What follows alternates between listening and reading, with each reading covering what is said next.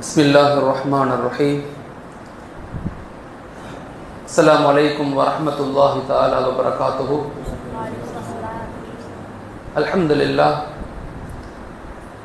Alhamdulillahi kafa wa salatu wa salamu ala sayyidinil Mustafa amma ba'd. Faqad qala Allahu ta'ala fil Qur'anil azim. A'udhu billahi minash shaitanir rajim. Bismillahir rahmanir rahim. Inna Allaha la yughayyiru ma biqawmin hatta yughayyiru ma bi anfusihim. Sadaqallahul alim. Wa qala Rasulullah sallallahu alayhi wa sallam, innamal a'malu binniyat wa innama likulli imrin ma nawa. புகழ் அனைத்தும் ஏக இறைவன் அல்லாஹ் ஒருவனுக்கே உரித்தாகட்டும். அவனுடைய அன்பும் சாந்தியும் சமாதானமும் உலகத்தில் உள்ள அனைத்து மக்களின் மீது உண்டாகட்டும். ஆமீன். மாஷா அல்லாஹ், உங்களை சந்தித்தது பெரிய சந்தோஷம். அல்லாஹு தாலா நம்முடைய எண்ணங்களை, நம்முடைய செயல்களை, நம்முடைய அமல்களை, நம்முடைய தான தர்மங்களை, நம்முடைய நோன்புகளை அனைத்தையும் ஏற்றுக்கொள்ளணும், கபூல் செய்யணும். எல்லா நிலையிலும் அல்லாஹ்விற்காக, அல்லாஹுடைய திருத்தூதர் ஹஜரத் ரசூலுல்லாஹி ஸல்லல்லாஹு அலைஹி வஸல்லம் அவர்களுக்காக வாழ்ந்து மறையக்கூடிய பாக்கியத்தை அல்லாஹ் எனக்கும் உங்களுக்கும் நம்முடைய வருங்கால சந்ததிகளுக்கும் அல்லாஹ் ஆக்கி அருளணும். இந்த உலகத்தில் வாழும்போதே கண்மணி நாயகம் ஸல்லல்லாஹு அலைஹி வஸல்லம் அவர்களை கனவில் பார்க்கக்கூடிய பாக்கியத்தையும் அல்லாஹ் நம் அனைவர்களுக்கும் தருவானாக. இந்த உலகத்தை விட்டு பிரியும் போது அஷ்ஹது அல்லா இலாஹ இல்லல்லாஹ் வ அஷ்ஹது அன்ன முஹம்மதன் அப்துஹு வ ரசூலுஹு என்ற திருக்கலிமாவோடு மரணிக்கக்கூடிய பாக்கியத்தையும் அல்லாஹ் எனக்கும் உங்களுக்கும் நம்முடைய வருங்கால சந்ததிகளுக்கும் நஸ்ல்களுக்கும் அல்லாஹ் ஆக்கி அருள்வானாக. மாஷா அல்லாஹ், இந்த ரமதான் மாதம் எவ்வளவு வேகமாக ஆரம்பிச்சிச்சோ அவ்வளோ வேகமாக முடியுது, அப்படி தானே? மாஷா அல்லாஹ், இந்த ரமதான் மிக வேகமாக போனதாக எல்லாரும் சொல்கிறாங்க. மிக வேகமாக காலங்கள் போகுது. இன்றைய காலகட்டத்தில் நாம் சில அடிப்படையான விஷயங்களை நம்ம தெரிஞ்சுக்கணும். அப்போ தான் நம்முடைய வருங்கால சந்ததிகளை, நம்முடைய சமுதாயத்தை, நம்முடைய ஜெனரேஷனை வலிமையாக பலமான ஒரு சமுதாயமாக உருவாக்க முடியும். குறிப்பாக வரலாறுகளை படித்த சமூகமாக நாங்கள் மாறணும். இது காலத்தினுடைய மிக அவசியம். வரலாறுகள் படிப்பது என்பது மற்ற பாடங்களை போல அல்ல. வரலாறுகள் அப்படிங்கிறது என்னன்னு சொன்னால், அதை படிப்பதை கொண்டு ஒரு சமுதாயத்தினுடைய வீழ்ச்சியின் காரணம் என்ன, வளர்ச்சியின் காரணம் என்ன, அதனுடைய முன்னேற்றத்தினுடைய காரணம் என்ன, இப்படி எல்லா நிலைகளையுமே அறியக்கூடிய வாய்ப்புகள் வரலாறு படிப்பதன் மூலமாகத்தான் ஒரு சமுதாயத்துக்கு கிடைக்கும். வரலாறு படிப்பதன் மூலமாக மனிதனுடைய கான்ஃபிடன்ஸ் லெவல், அவனுடைய உறுதிப்பாடு, நம்முடைய முன்னோர்களுடைய தியாகங்கள், அர்ப்பணிப்புகள், அவர்களுடைய சாக்ரிஃபைஸ் எல்லாத்தையுமே அறியக்கூடிய மனநிலை ஒரு சமுதாயத்துக்கு கிடைக்கும் போது அது ஒரு பலமான சமூகமாக மாறும். இந்த தெருவில் தான் எங்கள் தாத்தா இருந்தார், அவர் இங்கே மிக முக்கியமான பொறுப்பில் இருந்தார். இந்த ஊரில் தான் எங்கள் ஐயா இருந்தாங்க, அவர் இந்த பள்ளி முத்தவள்ளியாக இருந்தாங்க, இந்த பள்ளியை கட்டுறதுக்கு நிறைய முயற்சி செய்தாங்க, இந்த பள்ளிக்கூடத்தை, இந்த கல்லூரியை எங்கள் தாத்தா தான் கட்டினாரு அப்படின்னு ஒரு பேரனுக்கு தெரியும் போது ஒரு கான்ஃபிடென்ஸ் லெவல் இன்க்ரீஸ் ஆகும். ஆஹா, எங்கள் மூத்தோர்கள், எங்களுடைய முன்னோர்கள் மாஷா அல்லாஹ் பல சேவைகளை பண்ணியிருக்கிறாங்க, பல தியாகங்களை பண்ணியிருக்கிறாங்க, பல அர்ப்பணிப்புகளை பண்ணியிருக்கிறாங்க, நாமளும் அது மாதிரி பண்ணணும் அப்படிங்கிற உணர்வுகள் ஒரு சமுதாயத்துக்கு கிடைக்கும். வரலாறை அறிந்த சமூகம் மட்டும்தான் வரலாறை உண்டாக்கவும் முடியும், இருக்கிற வரலாறை பாதுகாக்கவும் முடியும். வரலாறு தெரியாத சமூகத்தினால் வரலாறை உண்டாக்கவும் முடியாது, இருக்கிற வரலாறை பாதுகாக்கவும் முடியாது. அப்ப இந்த மாதம் முழுக்க நம்ம குர்ஆனை என்ன செய்யறோம் கேட்டோம். இந்த குர்ஆன் நமக்கு வரலாறை பற்றி என்ன சொல்லுது அப்படிங்கிறத நான் சுருக்கமாக உங்கள்கிட்ட சொல்ல விரும்புகிறேன். குர்ஆன் வரலாறுகளை 4 பகுதிகளாக பிரித்து சொல்லுது. இஸ்லாமிய மார்க்கம் என்பது ஏதோ நேத்து உருவான ஒரு மார்க்கம் அல்ல. இஸ்லாமிய சமூகம் என்பது கிட்டத்தட்ட ஹஜரத் ரசூலுல்லாஹி ஸல்லல்லாஹு அலைஹி வஸல்லத்துக்கு பிறகு 1318 ஆண்டுகள் இந்த உலகத்தை அறிவால், சிந்தனையால், ஆற்றலால், கண்டுபிடிப்புகளால், பொருளாதாரத்தால், அரசியல் மாற்றங்களால், கலாச்சாரங்களால், அடையாளங்களால், இப்படி எல்லா துறைகளிலையுமே நம்முடைய முன்னோர்கள் நின்று இருந்து சாதித்து உருவாக்கிய ஒரு வலிமையான கம்யூனிட்டி சிஸ்டம் தான் இஸ்லாம். ஆனால் இன்னைக்கு நம்ம எல்லா நிலையிலும் பின்தங்கிய சமூகமாக மாறிட்டோம். எல்லா நிலையிலையும், நாட் ஒன்லி ஃபார் இந்தியா, இந்த முழு உலகத்திலையும் பின்தங்கப்பட்ட கல்வியில, mentally, physically, socially, economically, educationally, politically நம்ம தோத்து போகல. ஆனா நம்ம ஒரு பலகீனமான சமூகமாக மாறிட்டோம். ஒரு பலம் இழந்த, ஒரு வலு இழந்த சமூகமாக மாறிட்டோம். ஒன்று இந்த உலகத்தினுடைய இன்பங்கள்ல மூழ்கிறோம், அல்லது இந்த உலகத்தினுடைய அதிகாரங்களை பார்த்து பயப்படுறோம். ஒன்று இந்த உலகத்தினுடைய இன்பங்கள்ல மூழ்கி போறோம், ரெண்டாவது அல்லது இந்த உலகத்தினுடைய அதிகாரங்களை பார்த்து பயப்படுறோம்.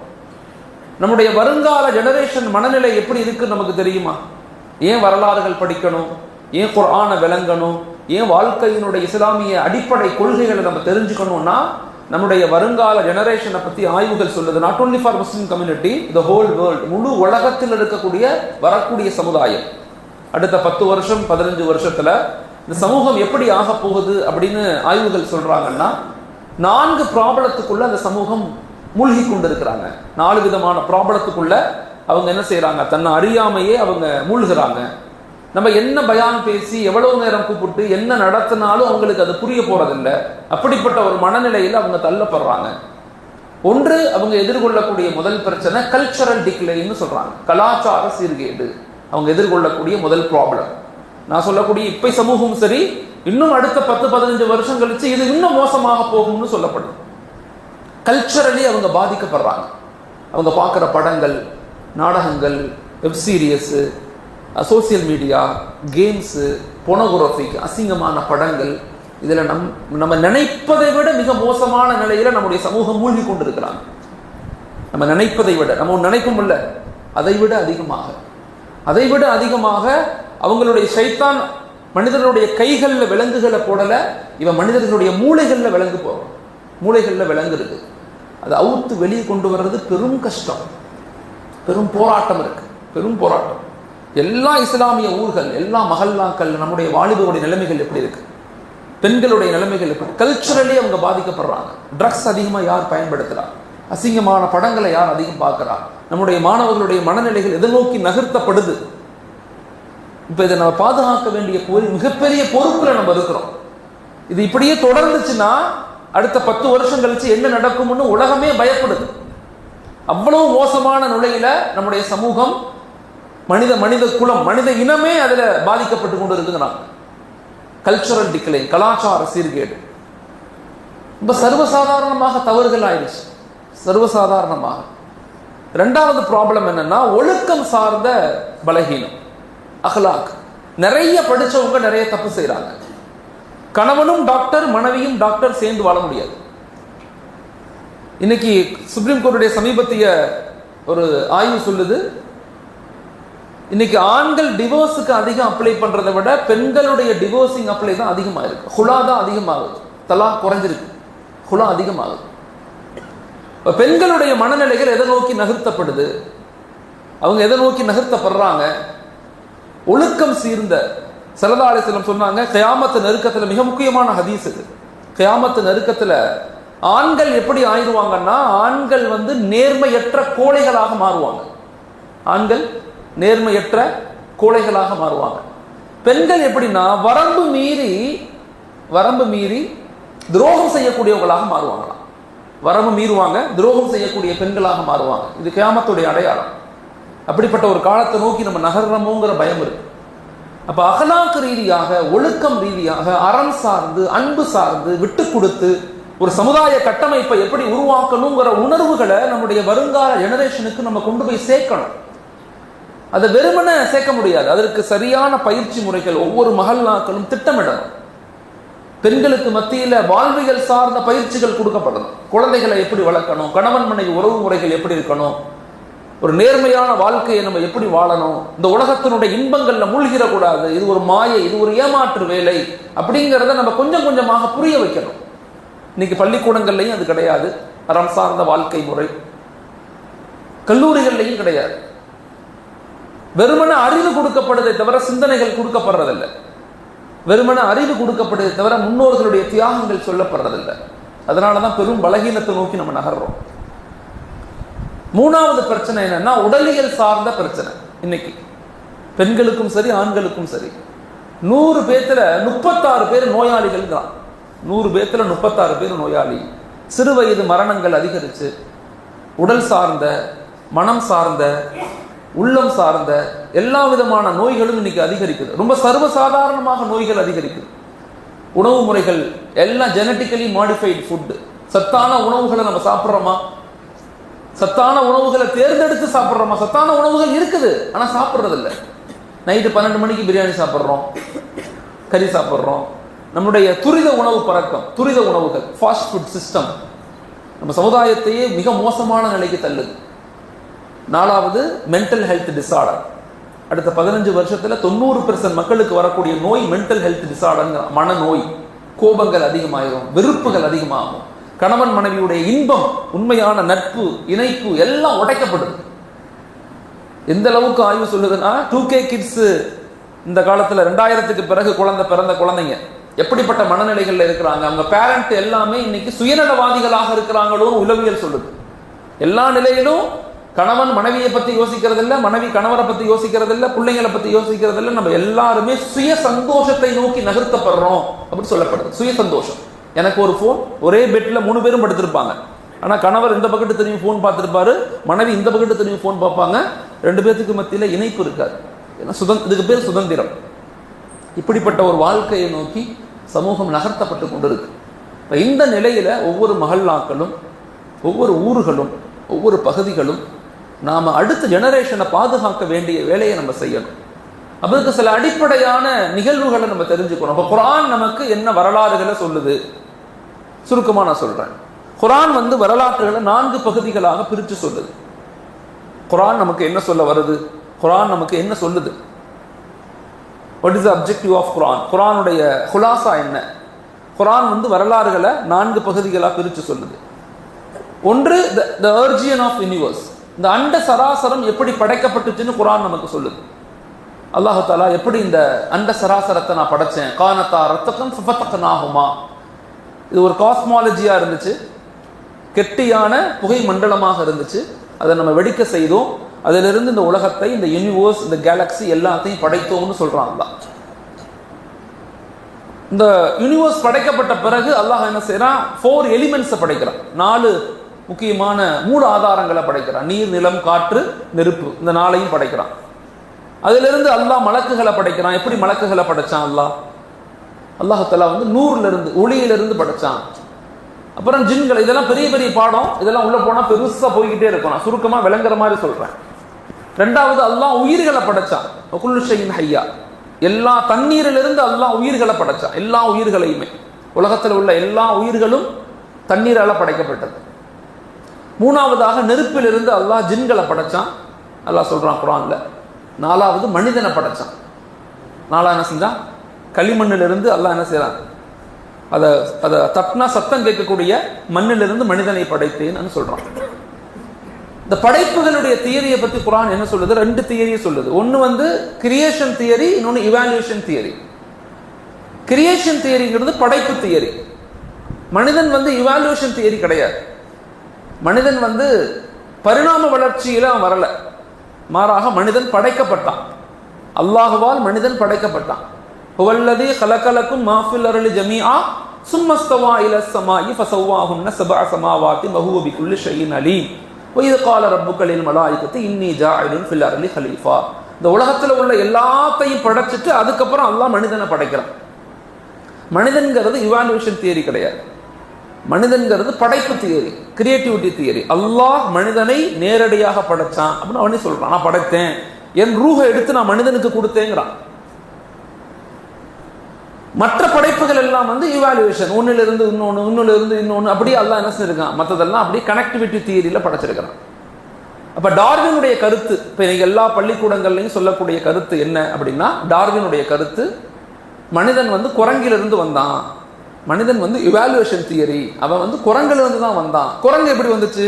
குரங்கு தண்ணீர்ல, தண்ணிக்குள்ள மீன், இப்படியே 1 செல் உயிரி, 2 செல் உயிரி, 3 செல் உயிரி, 4 செல் உயிரி, 5 செல் உயிரி, அப்படியே உயிரிகளாக மாறி கடைசியில குரங்காகி குரங்கன் மனுஷா மாறிட்டான்.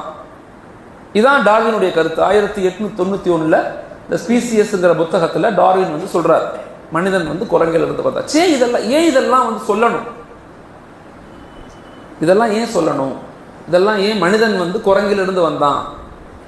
காரணம் என்னன்னா, இஸ்லாமிய அடிப்படை கொள்கைகள் 4 விஷயங்களை கொண்டு கட்டமைக்கப்பட்டிருக்கு. இந்த 4ஐயும் உடைப்பது தான் ஷைத்தானுடைய சூழ்ச்சி. நான் பின்னாடி சொல்லுவேன் அதை எப்படி உடைக்கப்படுதுன்னு சொல்லி. ஸோ மனிதன் என்ன செஞ்சுட்டான், மனிதன் படைக்கப்படுறாங்க. ஹஜரத் ஆதம் அலைஹிஸ்ஸலாம் ஹஜரத் ஆதம் அலைஹிஸ்ஸலாம் படைக்கப்பட்ட உடனே முதல் ஃபர்ஸ்ட் என்ன செய்யறாங்க, அவங்க எழுப்பப்படுறாங்க. அல்லாஹுடைய ரூஹை கொடுத்து எழுந்திருக்கிறாங்க. எழுந்திருச்ச உடனே அல்லாஹ் சொல்றான், இது கால ரப்புக்க, அல்லாஹ் என்ன சொல்றான், நீங்க அவங்கள்ட்ட அல்லம ஆதம் அல் அஸ்மா குல்லாஹா சும்மா அரதஹும் அலல் மலாயிகத்தி ஃபகால அம்பி ஊனி பி அஸ்மாயிஹா உலாயின் குன்தும் சாதிகீன். எழுந்திருச்ச உடனே அல்லாஹ் சொல்றான், நீ பேசுங்க, என்னை பத்தி புகழ்ந்து பேசுங்க. அல்லாஹ் குத்பா செய்யறாங்க. ஹஜரத் யாரு, ஆதம் அலைஹிஸ்ஸலாம். அவங்க பேச பேச பேச ஷைத்தான் ரொம்ப சைத்தான் அங்க சபையில் இருக்கிறான். அது பெரிய சம்பவம், நான் சுருக்கமா சொல்றேன். அஸாஸில் அப்படின்னு ஒருத்தன் இருக்கிறான், ஜின்னுடைய இனத்தை சார்ந்தவன். அவன் என்ன செய்யறான், ஹஜரத் ஆதம் அலைஹிஸ்ஸலாமுடைய ஸ்பீச்சை கேட்டு ரொம்ப ஆழமாக யோசிக்கிறான். ஹஜரத் மலக்குமார்கள்லாம் இதுவரையும் அஸாஸிலுடைய கருத்துக்களை பேச்சுக்களை கேட்டுதான் ரொம்ப உள்வாங்கி பெருசா அவனை கருதிக்கிட்டு இருந்தாங்க. எப்ப ஹஜரத் ஆதம் அலைஹிஸ்ஸலாம் பேச ஆரம்பிச்சாங்களோ மலக்குமார்கள் ஆச்சரியப்படுறாங்க. சுப்ஹானக லா இல்ம லனா இல்லா மா அல்லம்தனா இன்னக அன்தல் அலீமுல் ஹகீம். அல்லாஹ் கேட்கறான், நீங்க சொன்னீங்கல்ல படைக்க வேணான்னு, இவரை படைச்சிட்டேன், இவர் பேசுறத கேட்டீங்கல்ல, இவர் மாதிரி நீங்க பேச முடியுமான்னு கேட்கறான். மலக்குமார்கள் சொன்னா, எங்களுக்கு பேச தெரியாது, நீங்க என்ன கற்றுக் கொடுத்தையோ அதுதான் பேசுவேன். அப்ப அல்லாஹ் என்ன சொன்னா, எல்லாம் சஜிதா பண்ணுங்க, அவர் கண்ணியப்படுத்துங்கிறான். அவரை கண்ணியப்படுத்தணும்னு சொன்னா எல்லாரும் கண்ணியப்படுத்துறாங்க, ஷைத்தான் மட்டும், அஸாஸில் மட்டும் கண்ணியப்படுத்தல. சரி, மலக்குமார்களுக்கும் மனிதர்களுக்கும் உள்ள வித்தியாசம் என்ன, மலக்குகளுக்கும் ஜின்களுக்கும் உள்ள வித்தியாசம் என்ன? மனிதர்களுக்கும் ஜின்களுக்கும் அல்லாஹ் கொடுத்த அறிவுக்கு பேரு லேர்னிங் ப்ராசஸ் நாலேஜ். அதுக்கு பேர் அப்படின்னா என்னன்னா நஃப்சானியத். ஒன்றை விளங்கி அதை 10, 20, 100 எக்ஸ்பிளைன் பண்ண முடியும் ஜின்களாலும் மனிதர்களாலும். தட் இஸ் கால்ட் நஃப்சானியத், இமேஜினேஷன் நாலேஜ் அதுக்கு பேர். ஆனால் மலக்குகளுக்கு கொடுக்கப்பட்ட அறிவுக்கு பேர் கமாண்டிங் நாலேஜ். அது என்ன சொல்லப்படுதோ அது மட்டும்தான் அவங்க பேசுவாங்க, அதை மட்டும்தான் செய்வாங்க. அதற்கு மீறி பேசவோ சிந்திக்கவோ அவங்க மாட்டாங்க. அப்ப ஹஜரத் ஆதம் அலைஹிஸ்ஸலாத்தினுடைய பேச்சை கேட்டு மலக்குமார்கள் ஆச்சரியப்பட்டு அவங்களுக்கு எல்லாம் ருக்கு செய்றாங்க, கண்ணியப்படுத்துறாங்க. ஷைத்தான் மறுக்கிறான், நான் பண்ண மாட்டேன்னு சொன்ன உடனே அல்லாஹ் சொன்னா, எதுக்குன்னு கேட்கிறான், சஜிதா பண்ண, எதுக்கு, அவர் கண்ணியப்படுத்து. அப்ப சொன்னா அபா வஸ்தக்பர, மறுத்தான், பெருமை அடித்தான். இந்த ஆயத்து குர்ஆன்ல 3 இடத்துல வரும். அபா வஸ்தக்பர, அபா வஸ்தக்பர, அபா வஸ்தக்பர. 3 இடத்துக்கு ஒரு காரணம் சொல்லுவான். ஃபர்ஸ்ட் தடவை ஏன் அவன் மண்ணால படைக்கப்பட்டவன், நெருப்பால படைக்கப்பட்டவங்கிறான். அவர் மண் எங்கிருந்து போட்டாலும் கீழே வரும், நெருப்பு எங்கிருந்து போட்டாலும் மேலே போகும் அப்படின்னு சொல்றான்.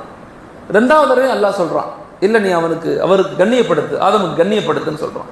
திரும்ப என்ன சொல்றான், அவருக்கு முன்னால வந்தவன், எனக்கு பின்னால வந்தவர், நான் அவரை ஏற்றுக்கொள்ள மாட்டேன், அவர் நான் சஜிதா செய்ய மாட்டேன் அப்படின்னு சொன்ன உடனே 3வது தடவை அல்லாஹ் சபிச்சுட்டான். சபிச்ச உடனே சைத்தான் கேட்கிறான் அல்லாஹ்ட்ட, என்ன வெறுத்து இவனை நேசிச்சதுக்கு காரணமாக இருந்த ஹஜரத் ஆதம் அலைஹிஸ்ஸலாம் மனித இனத்தை நான் நிச்சயமாக நரகத்தினுடைய வாசலுக்கு நான் கொண்டு போகாமல் விட மாட்டேன், நரகத்துக்கு நான் இழுத்துட்டு போவேன் நான். அல்லாஹ் சொல்றான், அப்படியா, ஒரு நாளா முடிஞ்சது செஞ்சுக்க அல்லாஹ் சொல்லிட்டான். உடனே என்ன செய்யணும், சைத்தான் அல்லாஹ்ட்ட கேட்கிறான். அப்ப நான் கேட்கறதுக்கு நீ துவாவை கபூல் செய் கேட்கிறான். முதல் துவா, நான் கியாமத்து வரை உயிரோட இருக்கணுங்கிறான். இதெல்லாம் குர்ஆன் ஆயத்து, நான் சொல்றது எல்லாமே குர்ஆன் ஆயத்து. ஓகே, சூரத்துல் இப்ராஹிம், சூரத்துல் ரஅத்ல வரக்கூடிய முக்கியமான ஆயத்துகள் இதெல்லாம். கேட்கிறான், நான் கியாமத்து வரை உயிரோட இருக்கணும். அல்லாஹ் அதுக்கும் சரின்ட்டான். 2வது சொல்றான், ஒரு மனிதனுடைய ரத்தத்துக்குள்ளேயும் சிந்தனைக்குள்ளேயும் நான் பயணிக்கணும்,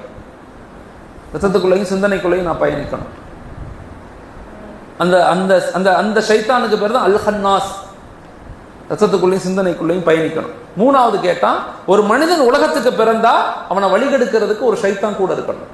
அல் ஹன்னாஸ் இல்லதி யுவஸ்பிசு ஃபீ சுதூரின் நாஸ், அந்த ஷைத்தானுக்கு பேர் தான் அல் ஹன்னாஸ். நம்ம கூட இருக்கக்கூடிய உளவியல் ரீதியா சொல்லணும்னா, சயின்ஸ் ரீதியா சொல்லணும்னா அது நெகட்டிவ் தாட்ஸ்.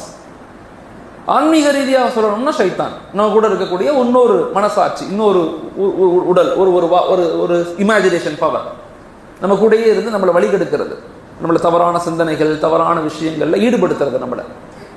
நான் 2 பக்கமும் சொல்றேன், ஆன்மீக ரீதியாகவும் சரி, சயின்ஸ் ரீதியாகவும் சரி. ஓகே, 4வதாக ஷைத்தான் அல்லாஹ்ட்ட கேட்கிறான், மனிதனா உன்னை அழைக்காத வரை நீ அவனை உன் ரஹ்மத்தினால் அரவணைத்துக் கொள்ளக்கூடாது. மனிதன் உன்னை கூப்பிடணும், யா அல்லான்னு கூப்பிட்டா மட்டும்தான் நீ அவன்கிட்ட என்னன்னு கேட்கணும். உன்னுடைய இறுதி படைப்பு, கடைசி படைப்பு. அதனால நீ அவனை நேர்வழி காட்டி உன் பக்கம் இழுக்க கூடாது. நீ அதைத்தான் கேட்கிறான் அல்லாட்ட. அல்லாஹ் அதுக்கும் சரிங்கிறான். அதனாலதான் ஹதீஸ் குதுசில வரும், ஒரு மனிதன் என்னிடத்துல ஒரு ஜான் நெருங்கினா நான் அவனிடத்துல ஒரு முழம் நெருங்குவேன். ஒரு மனிதன் இடத்துல ஒரு முழம் நெருங்கினால் நான் அவனிடத்துல நடந்து வருவேன். இப்ப எல்லா நிலையிலையுமே இந்த உலக வாழ்க்கை என்பது நம்ம நினைக்கிற மாதிரி ஒரு பொருளாதார பிரச்சனையோ, அரசியல் பிரச்சனையோ, சமூக பிரச்சனையோ, ஜாதி பிரச்சனையோ கிடையாது. இந்த உலகத்தினுடைய பிரச்சனைங்கிறது மனித இனத்திற்கும் ஷைத்தானியத்திற்கும் உண்டான போராட்ட களம். ரெண்டு இனத்துக்குமான போராட்ட களம். ஷைத்தான் நம்மளை வழிகெடுப்பதை உறுதியாக கொண்டுள்ளான். இன்னஹு லக்கும் அதுவும் முபீன் வலா தத்தபிஉ குதுவாத்தி ஷைத்தான் இன்னஹு லக்கும் அதுவும் முபீன். அவன் உங்களுக்கு பகிரங்கமான விரோதி அப்படின்னு அல்லாஹ் குர்ஆன்ல சொல்றான். பகிரங்கமான விரோதி, அவன் பேச்சை கேட்காதீங்கிறான். ஆனா நம்ம என்ன செய்யறோம்? எப்பயுமே அவன் பேச்சை கேட்டு கேட்டு தான் வாழ்க்கையில நஷ்டவாளிகளாக மாறுறோம். அதை உணரக்கூடிய நம்மளால முடியல. அதை உணரக்கூட நம்மளை ஷைத்தான் விட மாட்டேங்கிறான். உணரக்கூட முடியல நம்மளால. அப்ப இந்த வஹதானியத்தை உடைக்கிறது தான் ஷைத்தானுடைய திட்டம்.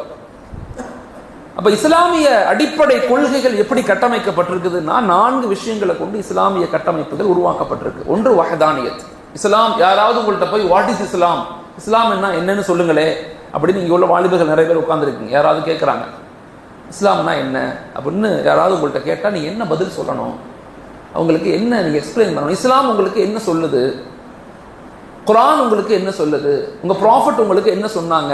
அப்படின்னா சுருக்கமாக வாலிபர்கள், படிக்கக்கூடியவங்க, ஒர்க் பண்றவங்க அதை எப்படி எக்ஸ்பிளைன் பண்ணணும்னா, இஸ்லாம்ங்கிறது எங்களுடைய மார்க்கம் 4 அடிப்படைகளை கொண்டு கட்டமைக்கப்பட்டிருக்குது. பேஸாக ஒன்று தி பேசிக் பிரின்சிபல் ஆஃப் இஸ்லாம். ஒன்று வஹதானியத், இறைவன் ஒருவன் தான், என்னை படைத்தவன் ஒருவன் தான். உலகத்துல எல்லா நபிமார்களும் சொன்ன இந்த 4 விஷயங்கள் தான். இதை நம்ம புரிஞ்சுக்கணும். இதுக்குள்ளதான் மற்ற எல்லாரும் ஈமான், யாதிபாத், ஆத்மாமல், ஆத்மாஷராத், அகலாக்கு, குடுக்கல் வாங்கல், வியாபாரம், வட்டி இதெல்லாம் இதுக்குள்ளதான் இருக்கும். ஒன்று என்ன? வஹதானியத். என்னை படைத்தவன் ஒருவன் தான். ஒருவனை தவிர படைத்தவன் 2 பேர் இல்ல, 3 பேர் இல்ல, முக்கடவுள் கொள்கை இல்ல. ஷைத்தான் இதை தான் உடைச்சான் உலகத்துல. இன்னைக்கு அதை தான் உடைக்கிறான். வஹதானியத்துங்கிறது தான் முதல்ல அவன் செஞ்சது. எப்படி செஞ்சான்? ஒன்று ஜின்களை ஐடியல் ஒர்ஷிப்பை கொண்டு சிலைகளை வணங்க வச்சான். யாராலும் தடுக்க முடியுமா? நம்ம போய் யாரையும் போய் தடுக்க முடியாது. யார்கிட்ட கேட்க முடியுமா இந்த சிலை எங்க இருந்து வந்துச்சு? இந்து மதமே என்ன சொல்றது? சிலை வணக்கத்தை இந்து மதமே ஏற்றுக்கொள்ளல, ரிக்வேதமே ஏற்றுக்கொள்ளல. இந்து மதங்கள்லையும் கடவுளுங்கிறது சுரூபமானவர் தான். சுரூபம்னா என்ன? உருவ வழிபாடே இல்லாதது தான். அப்புறம் எப்படி ஷைத்தான் உருவ வழிபாடை கொண்டு வந்தான்? கோடிக்கணக்கான மக்கள் இன்னைக்கு உருவங்களை வணங்குறாங்களே, நம்மளால எதுவுமே செய்ய முடியலையே. சொன்னாலும் யாருக்கும் புரியாது, சொன்னா அஃபென்ஸு, பிரச்சனை.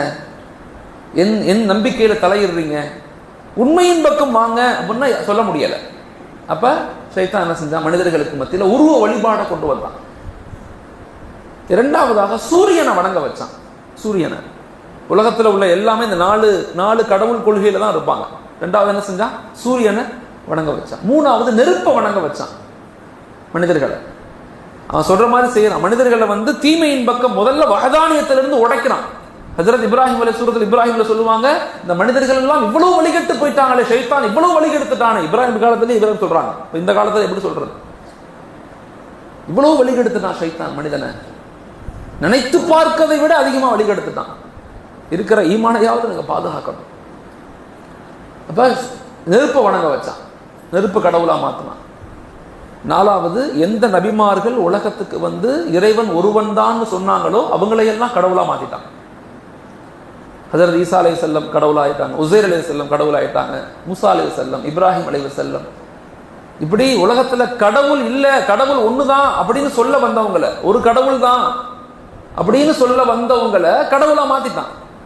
அல்லாங்கிற வார்த்தை எல்லா காலத்திலும் இருந்திருக்கு, வேற வேற மொழியில. ஒவ்வொரு மொழியிலையுமே இந்த இலாஹுங்கிற வார்த்தை இருந்திருக்கு.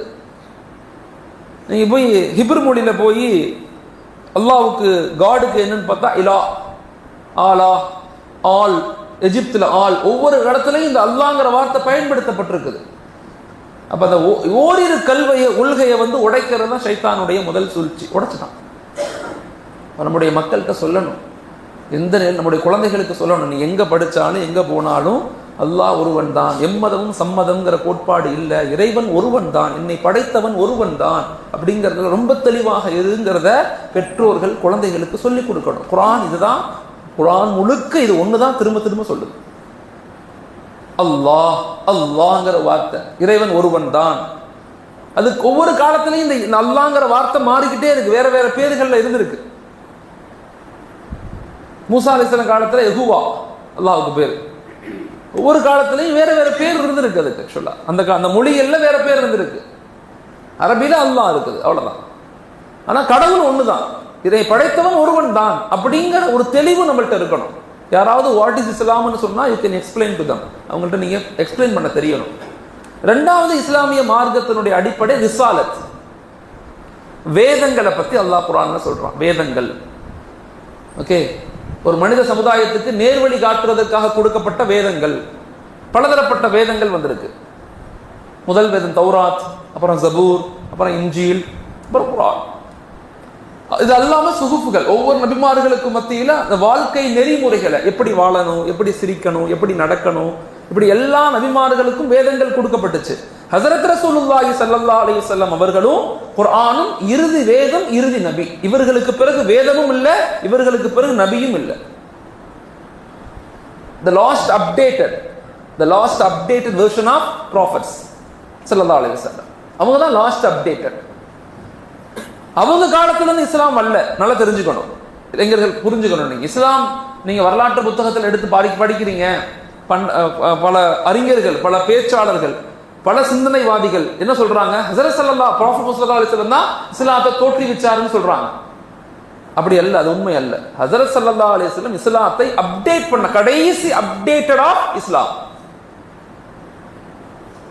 இதே கருத்து தான் ஈசா சொன்னார், ஈசா அலைஹிஸ்ஸலாம். இதே கருத்து தான் மூசா சொன்னார், மூசா அலைஹிஸ்ஸலாம். இதே கருத்து தான் இப்ராஹிம் சொன்னாங்க, இப்ராஹிம் அலைஹிஸ்ஸலாம். இதே கருத்து தான் நூஹ் அலைஹிஸ்ஸலாம். எல்லாருமே ஒரே கருத்து தான் சொன்னாங்க. அந்த கருத்தினுடைய இறுதி வடிவமாக ஸல்லல்லாஹு அலைஹி வஸல்லம் இருந்தாங்க. இதை நீங்க புரிஞ்சுக்கணும். இஸ்லாம் 570 தோற்றுவிக்கப்படல, 610 தோற்றுவிக்கப்படல. இஸ்லாம் முதல் மனிதன் உலகத்துக்கு வந்ததிலிருந்து என்ன கருத்தை சொன்னாங்களோ அதே கருத்தை தான் ஸல்லல்லாஹு சொன்னாங்க. அப்ப ரெண்டாவது என்ன, ரிசாலத், வேதம் இஸ்லாத்தினுடைய இரண்டாவது முக்கியமான பகுதி. மூன்றாவது பகுதிங்கிறது ஷரியத். அந்த வேதம் என்ன சொன்னுச்சோ அதை வாழ்க்கையில வாழ்வதற்கு பேர் தான் ஷரியத். எப்படி பேசணும், எப்படி நடக்கணும், எப்படி உட்காரணும், எப்படி கல்யாணம் முடிக்கணும், ஏன் வட்டி வாங்கக்கூடாது, வாழ்க்கையில எது நல்லது எது கெட்டது, எது உண்மை எது பொய், எது நேர்மையானது எது அதர்மமானது, எது தர்மம் எது அதர்மம், இப்படி தெளிவான ஒரு விஷயத்தை சொல்றதுக்கு பேர் தான் ஷரியத். ஷரியத் என்பது அடிமைத்தனம் கிடையாது. முதல்ல நம்ம எல்லாரும் தெரிஞ்சுக்கணும், குறிப்பாக பெண்களுக்கு சொல்லணும். நான் சமீபத்தில் ஒரு காலேஜுக்கு போனேன், ஒரு பல்கலைக்கழகத்துக்கு. அங்கே இருக்கக்கூடிய பெண்களுக்கு ஒரு ஸ்பீச் ஒன்று, லைஃபிசம் பற்றி, வாழ்வியலை பற்றி ஒரு ஸ்பீச்சு. அப்போ நிறைய மாற்று சகோதர பெண்மணியும் இருந்தாங்க, எல்லாருமே இருந்தாங்க. அப்போ சொன்னாங்க, இஸ்லாம் பெண்களை அடிமைத்தனமாக நடத்துதா அப்படின்னு கேட்பாங்க. சில பெண்கள் நடத்தல. இல்லை, இஸ்லாம் ஒருபோதும் பெண்களை அடிமைப்படுத்தவில்லை. நல்லா புரிஞ்சுக்கணும். இது ஒரு மாயை, இது ஒரு தவறான கருத்தியல்ங்கிறத புரிஞ்சுக்குங்க. இஸ்லாம் சொல்லக்கூடியது என்னன்னா, கட்டுப்பாடான வாழ்க்கையை தான் சொல்லுது இஸ்லாம். இஸ்லாம் மனிதனை கட்டுப்படுத்தி நடந்துக்க, கட்டுப்பாடோடு நடன்னு சொல்லுதே தவிர ஒருபோதும் இஸ்லாம் மனித இனத்தை அடிமைத்தனமாக நடக்க சொல்லவே இல்லை. இஸ்லாம் அடிமைத்தனத்தை ஒருபோதும் விரும்பல. இதை நம்முடைய பெண் குழந்தைகளுக்கு சொல்லிக் கொடுக்கணும், சொல்லிக் கொடுத்து வளர்க்கணும். ஷரியத் என்பது அடிமைத்தனம் அல்ல, ஷரியத் என்பது சுதந்திரத்தின் உச்சம். நான் கேட்டேன், ஒரு கார் எப்போ வேகமாக போகும்னு கேட்டேன். ஒரு கார் எப்போ வேகமாக போகும்? ஒரு BMW கார் வச்சுருக்கோம், கிட்டத்தட்ட 250 கிலோமீட்டர் ஸ்பீடில் போகும் BMW கார்.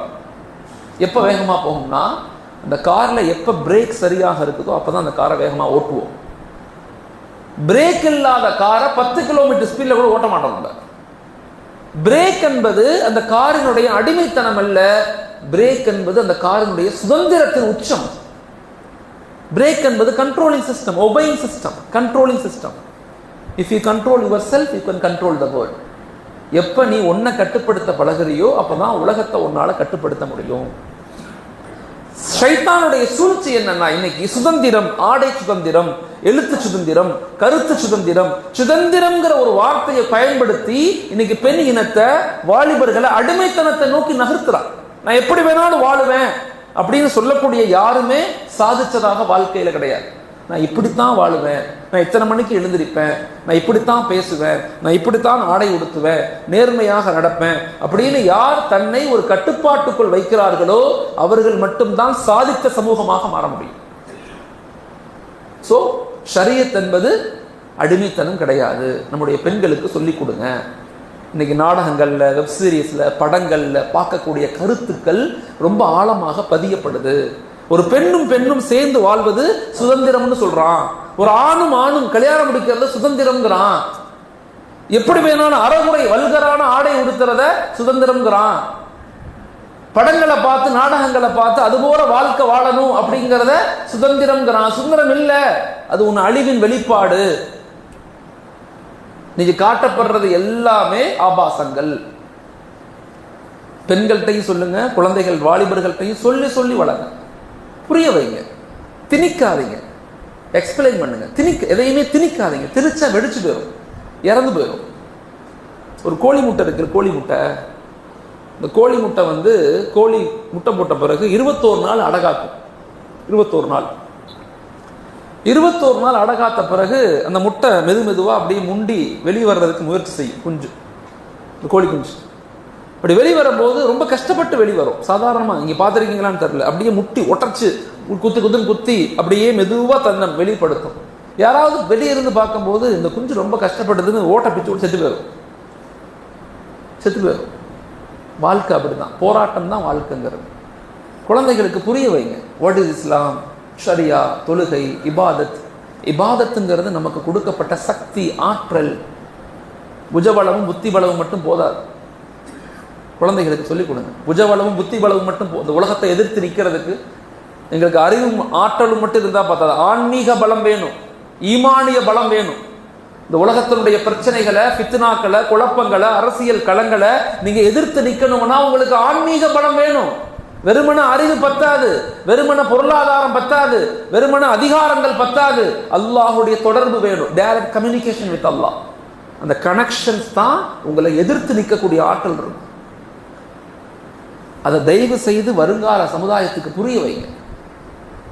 உடனே புரிஞ்சிடாது. முதல்ல நம்ம புரியறதே நமக்கு ரொம்ப கஷ்டம். நம்ம அதை புரிஞ்சு கொஞ்சம் கொஞ்சமா பிள்ளைங்களுக்கு சொல்லிக் கொடுக்கணும். மனைவிட்ட பேசணும். தொழுதுட்டியாமா, ஓதனியா, உனக்காக நான் இன்னைக்கு துவா செஞ்சேன், பிள்ளைங்கள்ட்ட பேசணும், குழந்தைகள்கிட்ட பேசணும். அல்லாஹுடைய தொடர்பை ஏற்படுத்துங்க. அதை நசுக்காதீங்க, அதை பிழிந்து கொடுக்காதீங்க. அதை அப்படியே மெதுவா சொல்லுங்க, புரிய வைங்க, திரும்ப புரிய வைக்க முயற்சி செய்யுங்க. ஷரியத் என்பது குறிப்பாக பெண் குழந்தைகளுக்கு சொல்லுங்க. இன்னைக்குள்ள பெரிய ப்ராப்ளமே, கல்ச்சரல் ப்ராப்ளத்தில் பெரிய ப்ராப்ளம் ஏற்படுறது பெண் சமூகத்துக்கு தான் சொல்றாங்க. இன்னைக்கு மிகப்பெரிய ஒரு சோசியல் மீடியா உள்ள மிகப்பெரிய ஒரு மாற்றத்தை நோக்கி நகர்த்தக்கூடிய சமூகமாக பெண் சமூகம் இருக்கிறாங்க. படித்தவங்களும் சரி, படிக்காதவங்களும் சரி, எல்லாமே அதுக்குள்ள அகப்பட்டுக்கிட்டோம். ஓகே, 4வது இஸ்லாமிய பிரின்சிபல், கான்செப்டுடைய பிரின்சிபல் என்ன அப்படின்னு சொன்னா, அதுதான் ஆகிரத். இந்த உலக வாழ்க்கை நமக்கு நிரந்தரம் அல்ல, மறுமைன்னு ஒன்று இருக்குது. நம்ம எல்லாரும் மௌத்தா போயிடுவோம், நம்ம எல்லாரும் கேள்வி கேட்கப்படுவோம். நாம இந்த உலகத்துல பிறந்தது உண்மைன்னா இறப்பதும் உண்மை. நான் பேசுறத தயவு செய்து உங்க உள்ளத்துல கேளுங்க, மூளையில கேட்காதீங்க, உள்ளத்துல கேளுங்க. மூளையில கேட்டீங்கன்னா தட் இஸ் கால்ட் இன்ஃபர்மேஷன். நான் பேசினா இன்ஃபர்மேஷனா மட்டும் கேட்டுட்டீங்கன்னா உங்களால சிந்தனை ஆற்றலுக்கு வராது. எப்ப நீங்க கல்புல கேட்குறீங்களோ, அதனாலதான் அல்லாம ரூமி ரஹ்மத்துல்லாஹ் சொல்லுவாங்க, தில் சே பாத்கர், தில் சே சுன்கர், தில் சே தேக்கர். உள்ளத்திலிருந்து பாருங்கள், உள்ளத்திலிருந்து பேசுங்கள், உள்ளத்திலிருந்து கேளுங்கள். கொஞ்சம் யோசிச்சு பாருங்க, தனிமையில யோசிங்க. இந்த உலக வாழ்க்கையினுடைய நோக்கம் என்ன அப்படிங்கிற தனிமையில யோசிங்க. நம்ம எல்லாரும் மௌத்தா போயிடுவோம். என் பிறப்பு உண்மைன்னா இறப்பும் உண்மை, என் இறப்பு உண்மைன்னா நான் மறுபடி எழுப்பப்படுதலும் உண்மை. குர்ஆன் சொல்லுது. காஃபிர்கள் கேட்டாங்க, நாங்க தான் மௌத்தா போயிடுவோமே, எரிஞ்சு போயிடுவோமே, எப்படி வெளியே வருவோம், எப்படி எழுப்படுவோம்? நீ பிறக்கிறதுக்கு முன்பது என்னவா இருந்த, எங்க இருந்த, யார்கிட்ட இருந்த தெரியாது. நீ பிறக்கிறதுக்கு முன்பது என்னவாக இல்லாம இருந்து நீ பிறந்திருந்தீனா நீ பிறந்த பிறகு உன்னை எழுப்புறது பெரிய காரியம் இல்லை. அல்லாஹ் சொல்றான், ஈஸியான காரியம். நீ என்ன நினைக்கிற கேட்கிறான், அல்லாஹ் கேட்கிறான். நீ என்றால் திரும்பி வரணுங்கிறான். இந்த உலகம் உண்மைன்னா மறுமையும் உண்மை. இந்த உலகம் உண்மையா? பார்க்குறவங்கள உண்மையா? ஆமாம் உண்மை.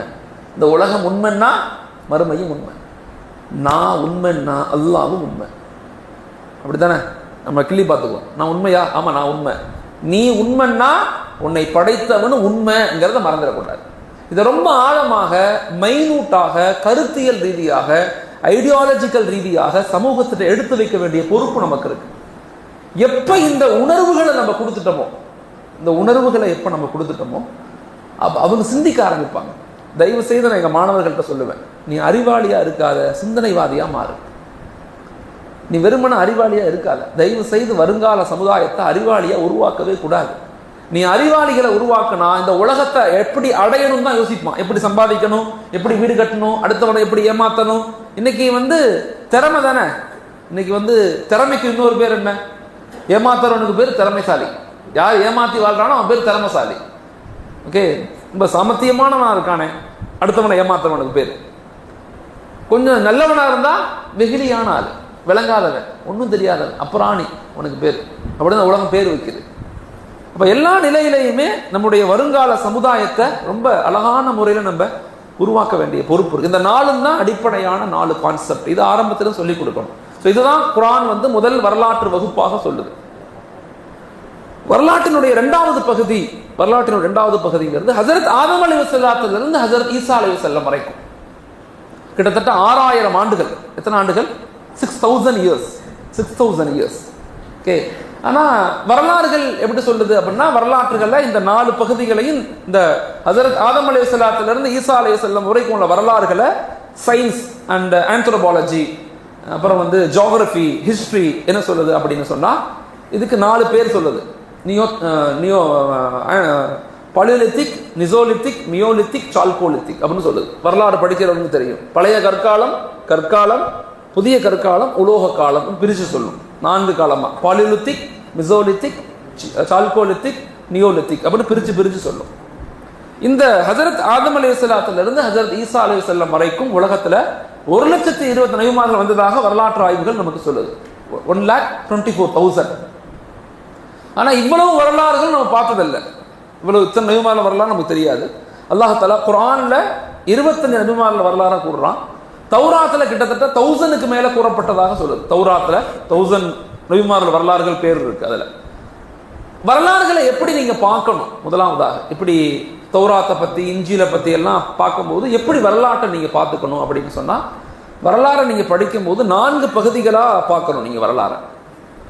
முதல் பகுதி என்னன்னா, ஹஜரத் ரசூலுல்லாஹி ஸல்லல்லாஹு அலைஹி வஸல்லத்துக்கு பிறகு ஒரு வரலாறை நீங்க படிக்கிறீங்கன்னா அது குர்ஆன், ஹதீஸ், இஜ்மா, கியாஸ் இந்த 4 பகுதிகளில் இருந்து வந்தா மட்டும்தான் அது உண்மை, இல்லைன்னா ஏற்றுக்கொள்ளக்கூடாது.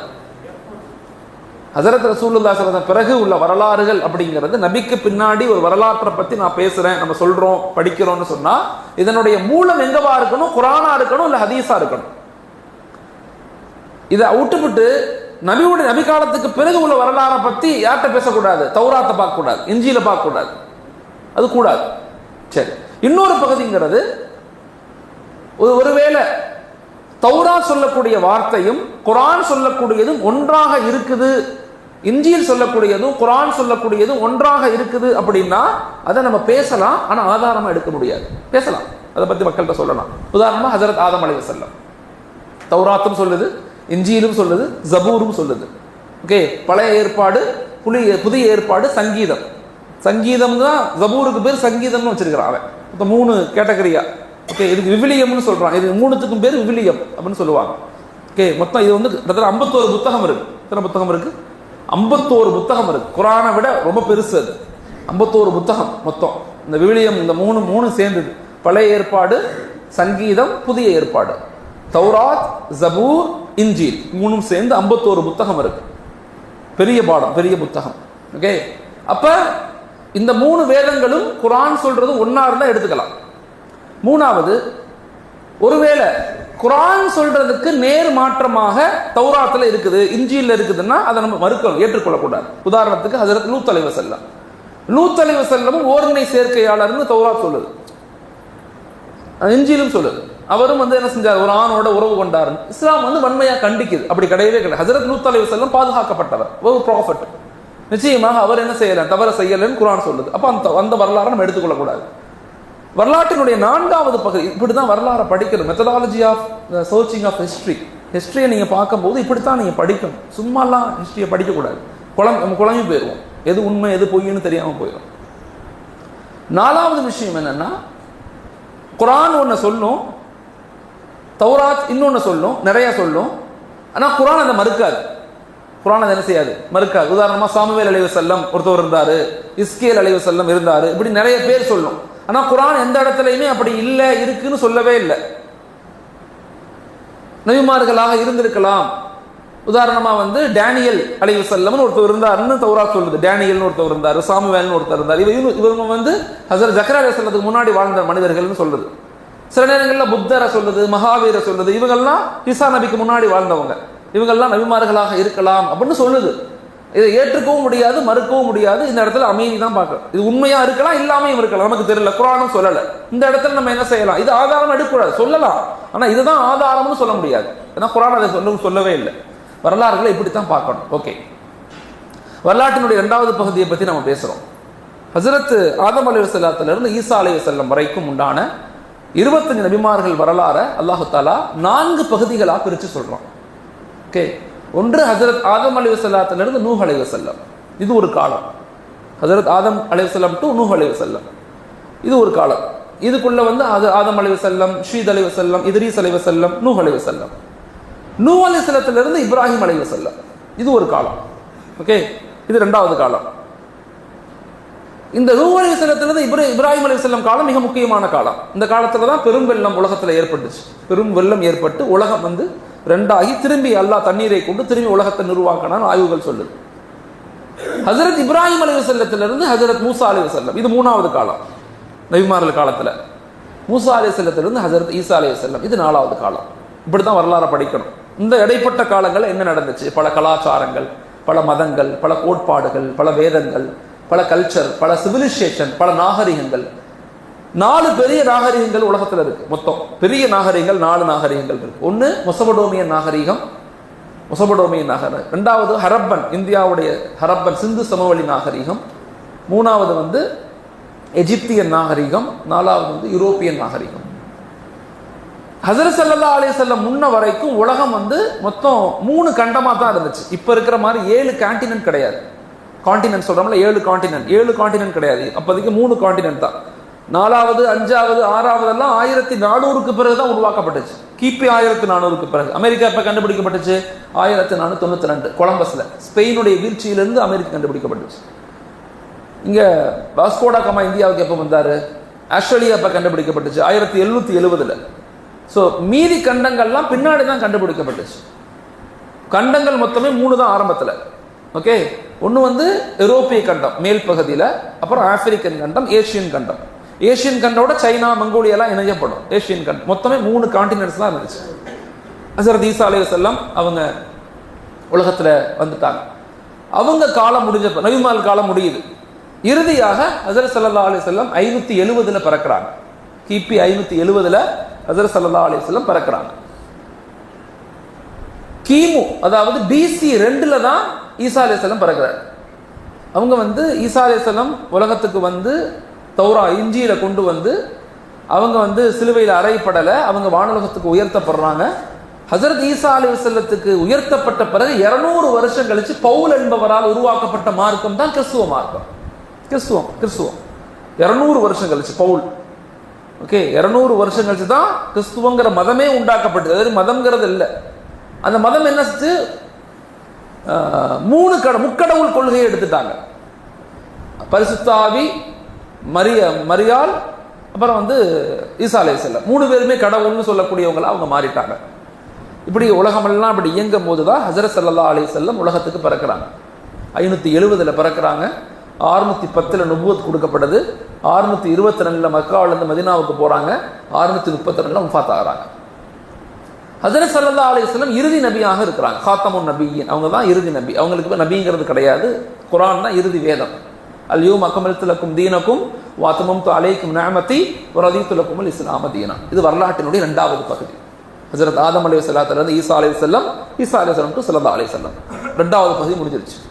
இதுக்குள்ளதான் எல்லாம் வரும். மதம், வேதம், கோட்பாடு, விதிமுறைகள், கட்டமைப்புகள், கலாச்சாரங்கள், மாற்றங்கள், மனிதன் எப்படி கெட்டு போனா, எப்படி மதங்கள் உண்டானுச்சு, ஷைத்தான் எப்படி கெடுத்தான், எல்லாம் பெரிய வரலாற்று நிகழ்வுகள். அது வரலாற்றினுடைய மூன்றாவது பகுதிங்கிறது ஹஜ்ரத் ஸல்லல்லாஹு அலைஹி வஸல்லம், அதாவது கிபி 610 இருந்து 1600 வரைக்கும் உண்டான வரலாறு. 1600. இந்த 1000 ஆண்டுகள் the golden age of Islamic time. அல்லாஹு தாலா இஸ்லாமிய மார்க்கத்தை உலகத்தில் நிலைநிறுத்தி ஒரு வலிமையான கட்டமைப்பை உருவாக்குறான். 1600 அல்லது 1700 வரைக்கும், 1700 வரைக்கும், 700 வரைக்கும், கிட்டத்தட்ட 1200 வருஷம் ஒரு வலிமையான கட்டமைப்பை இந்தியாவில் உலகம் முழுக்க உருவாக்குறான். இந்த 1200 வருஷத்துக்குள்ள 5 சாம்ராஜ்யங்கள், இஸ்லாமிய சாம்ராஜ்யங்கள், பெரு சாம்ராஜ்யங்கள் இருந்துச்சு. இது எல்லாமே 227 குட்டி குட்டியான சாம்ராஜ்யங்கள் உருவாக்கப்பட்டுச்சு. இஸ்லாமிய சாம்ராஜ்யங்கள், சலுக்கியர்கள், ஃபாத்திமியர்கள், இப்படி குட்டி குட்டியா நிறைய பேர் இருந்தாங்க. இது எல்லாமே இந்த 570 சலாசம் பிறந்ததிலிருந்து 570 1700 வரைக்கும் உள்ள இந்த வரலாறுகள்ல 5 மிக முக்கியமான சாம்ராஜ்யங்கள். ஒன்று குலஃபாய ராஷிதீன், ஹஜ்ரத் அபூபக்கர் ரலியல்லாஹ், உமர் ரலியல்லாஹ், உஸ்மான் ரலியல்லாஹ், அலி ரலியல்லாஹ்.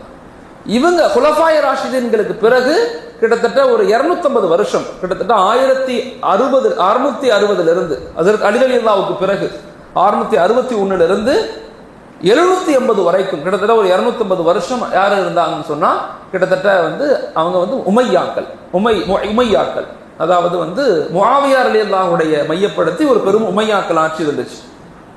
உமையாக்களுக்கு பிறகு அப்பாசியாக்கள் கிட்டத்தட்ட 780 இருந்து 1290 வரைக்கும் மங்கோலிய படையெடுப்பு வரையும் இருந்தாங்க.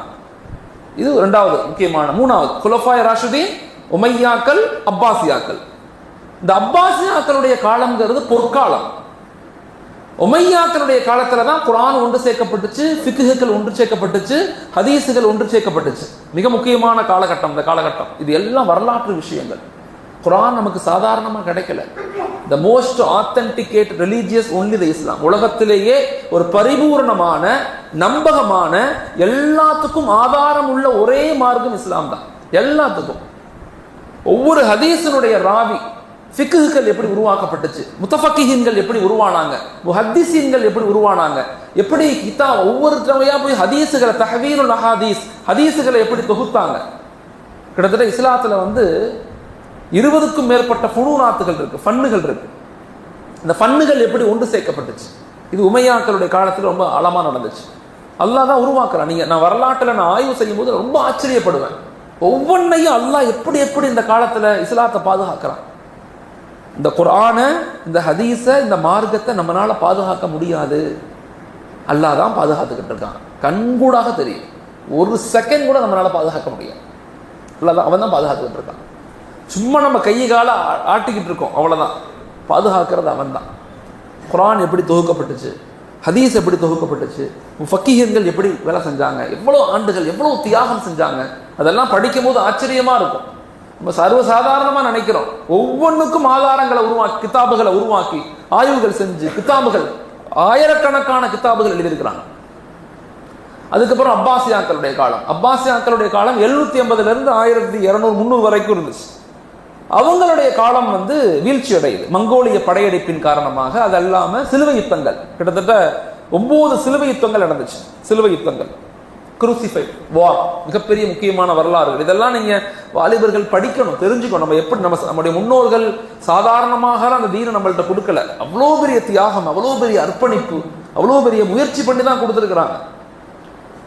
ஓகே. அதுக்கப்புறம் அப்பாசியாக்களுக்கு அடுத்து உஸ்மானியர்கள்.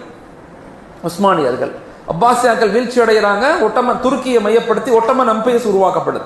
ஒட்டமன் எம்பையர்ஸ் ரொம்ப பெரிய ஆட்சி செஞ்சாங்க. மாஷா அல்லாஹ், அல்லாஹ் தஆலா அவங்கள பொருந்திக்கொள்ளணும். மிகப்பெரிய ஆட்சி அதிகாரத்தில் இருந்தாங்க. அதுல இருந்து வந்தவங்க தான் முகலாய பேரரசு. மங்கோல்ஸுடைய கட்டமைப்பிலிருந்து வந்தவங்க தான் முகலாய பேரரசு. அப்பாசியாக்கள் வீழ்த்தப்பட்டு, முக்கியமான ஒரு சம்பவம் இது வரலாற்றில். அப்பாசியாக்கள் வீழ்த்தப்படுறாங்க. வீழ்த்தப்பட்டு செங்கிஸ்கான் வந்து பக்தாதுடைய நகரத்துல ஒரு மஸ்ஜித் மேல ஏறி பேசுறார். பக்தாதுல செங்கிஸ்கான் ஒரே நாள்ல 7 லட்சம் முஸ்லிம்கள் கொலை செய்யப்பட்டாங்க. பக்தாத், ஈரான் பகுதிகளில் நடந்த படையெடுப்பின் காரணமாக ஒரே நாள்ல முஸ்லிம்கள், ஆய்வுகள் சொல்வது 7 லட்சம் முஸ்லிம்கள் கொலை செய்யப்பட்டாங்க ஒரே நாள்ல.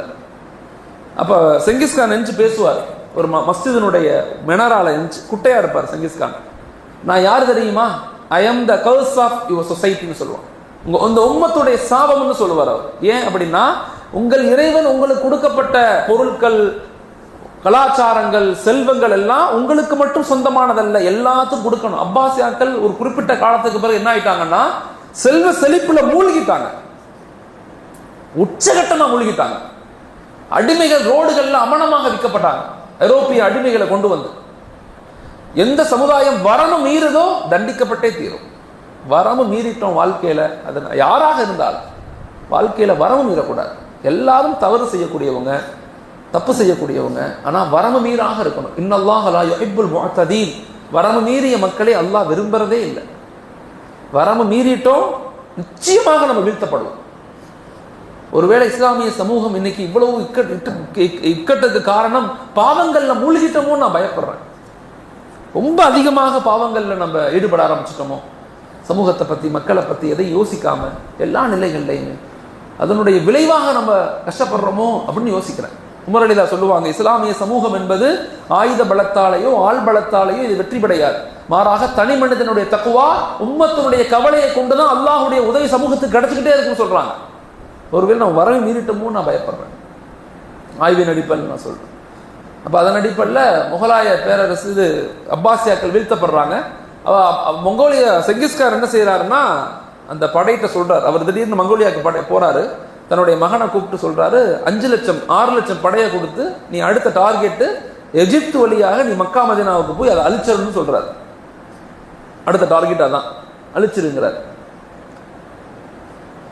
உலாபலி கான் அவர் மகன் பேர். அவர் என்ன செய்யறாரு, அங்கிருந்து தன் படைய பாக்தாதை வீழ்த்தி, அப்பாசியாக்கள் வீழ்த்தப்பட்டு அங்கிருந்து படைய அப்படியே 5 லட்சம் 6 லட்சம் படையோடு அப்படியே எஜிப்து வழியாக போறார். எஜிப்துல ஒரு மன்னர் இருந்தார், ஒரு சின்ன குழு தலைவர் இருந்தார், மன்சூர், அபு மன்சூர் அவர் பேர். அவருக்கு இன்ஃபர்மேஷன் கிடைக்குது, இது மாதிரி மங்கோலிய படை வந்து எஜிப்து வழியாக மக்கா மதினா போய் மக்காவையும் மதினாவையும் அழிக்க போறாங்க அவங்க அப்படின்னு படை வருது. வந்தோடனே தன்னுடைய மக்களை கூப்பிட்டு சொல்றாரு, நம்ம வந்து எதிர்க்கணும், மங்கோலிய படையை நம்ம எதிர்த்து நிற்கணும். மக்கள் சொல்றாங்க, நம்மள்ட்ட இருக்கிறவங்க 25,000 பேர் தான் இருக்கிறோம், நம்ம எப்படி 6 லட்சம் பேர்த்தை எதிர்க்கிறது? எதிர்க்க முடியாது அப்படின்னு சொல்றாங்க. எதிர்க்க முடியாது, எதிர்த்தாலும் வெற்றி பெற முடியாது. அவன் சொல்றான், அபு மன்சூர் சொல்லுவாரு, இல்ல இல்ல, அல்லாஹ் மறுமையில கேட்பான், என்ன நம்மளை கேட்பான், எதிர்த்தீங்களான், நம்ம எதிர்த்தோன்னு சொல்லணும், நம்ம வெற்றி பெற மாட்டோம்னு எனக்கு தெரியும், இருந்தாலும் நம்ம என்ன செய்யணும், எதிர்க்கணும்னு சொல்லி 25,000 பேர் ஒரே வரிசையில் நிற்பாங்க. அடுத்த நாள் காலைல எஜிப்து வழியாக மங்கோலிய படை போக போகுது. காலை சுபு தொழுதுட்டு அபு மன்சூர் உட்கார்ந்து இருப்பாரு. ஒரு ஒற்றர் வந்து சொல்லுவாரு, ஒரு நல்ல செய்தி. என்ன செய்தி அப்படின்னா, மங்கோலிய படையினுடைய தலைவர் உலாபலி கானும் அவருடைய 6 லட்சம் படைகளும் முஸ்லீம் ஆயிட்டாங்கன்னு சொல்லி ஒரே நாள்ல முஸ்லீம் ஆவாங்க. இதெல்லாம் வரலாற்று உண்மைகள். இந்த வரலாறை படிக்கும் போதெல்லாம் அப்படியே உடம்பெல்லாம் புல்லரிக்கும். அல்லாஹ் எப்படி பாதுகாக்கிறான் அந்த தீனை, இந்த மக்கள். இப்ப தியாகம் வந்து மிக முக்கியமானது. தியாகம், தர்வேஷ் அப்படின்னு ஒருத்தவர் மூலமாக அவரை சந்திச்சு அவருக்கு தீனை பத்தி எடுத்து சொல்லப்பட்டு அவர் இஸ்லாத்து அங்கிருந்து மங்கோலியர்கள் வருவாங்க. அந்த மங்கோலியர்கள் தான் அக்பர் வெளியே வருவார். அந்த மங்கோலில் இருந்தா வரக்கூடிய முகலா அந்த மங்கோலியருடைய ஒரு பகுதியிலிருந்து வந்தவர் தான் அக்பர். அவர் தான் முகலாய பேரரசை இந்தியாவில் கட்டணிப்பார். 1526 முதலாம் பானிபட் போர் இந்தியாவில் நடக்கும். இப்ராஹிம் லோடிங்கிறவர் அக்பரை கூப்பிடுவார். அந்த மங்கோலியர்கள்லாம் சேர்ந்து கட்டமைக்கப்பட்டது ஆப்கானிஸ்தான், சைனாவுடைய மேல் பகுதி, இதெல்லாம் கட்டமைக்கப்படும். பெரிய பெரிய ஒரு தீரமான மக்கள் அவங்க எல்லாருமே. ஆக்சுவலா மங்கோலிய தொடர்பு அதெல்லாம் அனாட்டமி படிச்சா நமக்கு புரியும். மனிதனுடைய தன்மைகள் எப்படி எப்படி இருந்துச்சு, எப்படி எப்படி உருவானுச்சுன்னு சொல்லி பார்க்க முடியும். ஓகே, அப்போ வந்து இது வந்து 4வது உஸ்மானிய பேரரசு உண்டாகும். அப்பாசியாக்களுக்கு பிறகு உஸ்மானிய பேரரசு உண்டாகும் துருக்கியில. மாஷா அல்லாஹ். அங்கிட்டு துருக்கியை மையப்படுத்தி அவங்க நகருவாங்க. இங்கிட்டு மங்கோல்ஸ் மூலமாக இங்கே வந்த அக்பர் வந்து அந்த படையிலிருந்து வந்த உருவானவர் தான் முகலாய பேரரசு இந்தியாவில் ஆட்சி செய்வாங்க. ஸோ இது வந்து கிட்டத்தட்ட 1700 வரைக்கும் இருக்கும். முகலாய பேரரசு இந்தியாவில் 700 வரைக்கும். 1707 அவுரங்கசீப் ரஹ்மத்துல்லாஹி வஃபாத் ஆயிருவாங்க. இந்தியாவில் இப்போ தனி வரலாறு இருக்கு. அக்பருக்கு பிறகு ஹுமாயூனுக்கு பிறகு ஜஹாங்கீருக்கு பிறகு ஷாஜஹானுக்கு பிறகு அக்பர், பாபருக்கு பிறகு ஹுமாயூனுக்கு பிறகு அக்பருக்கு பிறகு அக்பருக்கு பிறகு ஜஹாங்கீருக்கு பிறகு ஷாஜஹானுக்கு பிறகு அவுரங்கசீப். கிட்டத்தட்ட 6வது பெரிய மன்னர் அவுரங்கசீப். கிட்டத்தட்ட இந்தியாவை 49 வருஷம் ஆட்சி செஞ்சவர். எத்தனை வருஷம்? 49 வருஷம் ஆட்சி செஞ்சவர். அமர்த்தியா சென் அப்படிங்கிற இந்தியாவில் நோபல் பரிசு, எக்கனாமிக்ஸில் நோபல் பரிசு வாங்கினவர் சொல்லுவார், இமாம் அவுரங்கசீப் ரஹ்மத்துல்லாஹுடைய காலத்தில் இந்தியாவுடைய பொருளாதார கட்டமைப்பு 24% ஜிடிபி. இன்னைக்கு 7% 8%க்கே முக்கிறோம். 24% அந்த நேரத்தில். நிச்சயமற்ற பொருளாதார கொள்கைன்னு ஒரு புத்தகத்தில் எழுதுறார். அவர் முதல் பக்கத்தில் எழுதுவார். 16ஆம் நூற்றாண்டு நடந்த முக்கியமான விஷயங்கள் சொல்லி எழுதும்போது சொல்லுவார், இந்தியாவுடைய நிலைமைகள் பிரிட்டிஷை விட, அமெரிக்கா, சைனாவை விட 800 மடங்கு ஏற்றுமதி அதிகமாக இருந்துச்சான். பிச்சைக்காரங்க கிடையாது, விபச்சாரிகள் கிடையாது, கொள்ளை கிடையாது. அப்படிப்பட்ட ஒரு கட்டமைப்புல 49 வருஷத்தை உருவாக்கிய மன்னர் தான் அவுரங்கசீப். அவர் 1707 இறந்து போயிடுவார். அவர் வஃபாத்துக்கு பிறகு முகலாய பேரரசு வீழ்ந்து போயிடும். இந்தியாவில் வீழ்ந்து போன பிறகு பிரிட்டிஷுடைய ஆட்சி ஏற்படும். ஓகே, சரி. 1700 வரைக்கும் 3வது வரலாறு, 1700 இருந்து இப்ப வரைக்கும் 4வது வரலாறு, வரலாற்று தொகுப்பு. இந்த வரலாற்று காலங்கள் நம்ம என்ன செய்யணும்? இப்படிப்பட்ட வரலாறுகள் ஒவ்வொன்றுக்குள்ளேயும் பாடம் பெருசா இருக்கும். மாஷாஅல்லாஹ், நான் பேர்னாமட்டில் தஃப்சீர் இருந்துச்சு. என்னோட தஃப்சீர் கடந்த 25-26 நாள் அங்கே தான் தஃப்சீர் இருந்துச்சு. இதை வகுப்பாகவே எடுத்தோம். நாங்கள் பயான் மாதிரி இல்லாமல் கிட்டத்தட்ட 1600 பேர் கலந்துக்கிட்டாங்க அந்த வகுப்பில். எத்தனை பேர்? 1600. பெண்கள் மட்டுமே கிட்டத்தட்ட 700 பேர் கலந்துக்கிட்டாங்க. சர்டிஃபிகேட் கொடுத்தோம் எல்லாத்துக்கும். ஃபுல் கிளாஸ் கலந்துக்கிட்டவங்களுக்கு சர்டிஃபிகேட். கிட்டத்தட்ட 22 நாள் 22 டேஸ் கோர்ஸ் சொல்லி 2 கோர்ஸ் நடத்தணும். மதியம் இஸ்லாமிய வரலாறு, நைட்டு இஷாவுக்கு பிறகு இஸ்லாமிய வாழ்வியல் கல்வி, இஸ்லாமிய இஸ்லாமிக் லைஃப் ஸ்டடீஸை பற்றி, குடும்பம்னா என்ன, சமுதாயம்னா என்ன, குழந்தைகளை எப்படி வளர்க்கணும், கணவன் மனைவி உறவு முறைகள் என்ன, இப்படின்னு பயான் மாதிரி இல்லாமல் இப்போ கலந்துக்கிறவங்க எல்லாத்துக்கும் சர்டிஃபிகேட் இஷ்யூ பண்ணோம். அவங்களுக்கு சர்டிஃபிகேட் கொடுத்து மாஷாஅல்லாஹ் ரொம்ப சந்தோஷப்பட்டாங்க. நிறைய இளைஞர்கள் உள்ள வந்துட்டாங்க. இப்போ இளைஞர்கள் நிறைய பேர். அப்போ எப்போ நம்ம மஹல்லாக்கள்ல இளைஞர்களுக்குன்னு இப்படி திட்டமிட்டு செயல்பட ஆரம்பிச்சோம்னா இளைஞர்கள் வர ஆரம்பிச்சிருவாங்க. நம்ம கையில் எடுக்க முடியும். எல்லாத்துக்கும் உம்மத்தை பற்றி கவலை இருக்கும். ஆனால் நாம ஒவ்வொரு மஹல்லாக்களும் அதை திட்டமிட்டு வேலை செய்யணும், திட்டமிட்டு முயற்சி செய்யணும்.